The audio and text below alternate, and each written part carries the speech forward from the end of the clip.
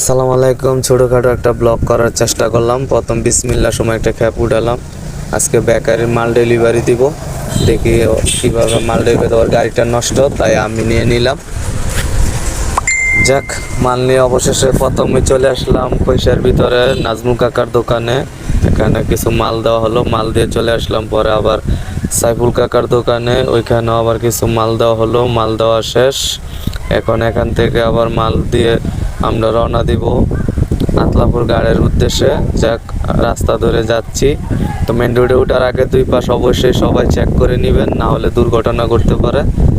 অবশেষে যাক, দুই দিকে দেখে আমরা রাস্তা সুন্দর করে পারাপার হওয়ার দেখে তারপর আমরা মেন রোডে উঠে গেলাম। যাক, স্বাচ্ছন্দ্যে উঠার পর আবার রওনা দিলাম আতলাপুর গাড়ির উদ্দেশ্যে। মেন রোডে উঠলে সবসময় মনে রাখবেন, দুই দিক খেয়াল রাখবেন, না হলে যে কোনো সময় দুর্ঘটনা ঘটে যেতে পারে।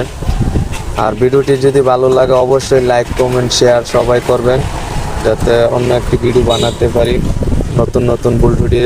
এই যে এই দোকানে রুটি দেওয়ার কথা ছিল, এখানে ব্রেক করব, কিন্তু পরে দেখি নাই দোকান বন্ধ, তাই এখানে আর ব্রেক হলো না। সোজা চলে যাচ্ছি এখন আতলাপুর গাড়ে।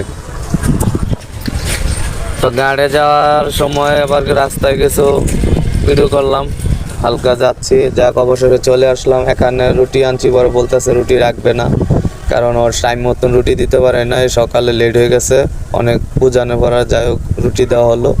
এখন চলে গেছিলাম বাজারের ভিতরে, এখানেও মাল দেওয়া প্রায় শেষ। আবার চলে যাচ্ছি আরেকটি দোকানে, গুদারাঘাট, ওইখানেও মোটামুটি মাল দেওয়া প্রায় কমপ্লিট।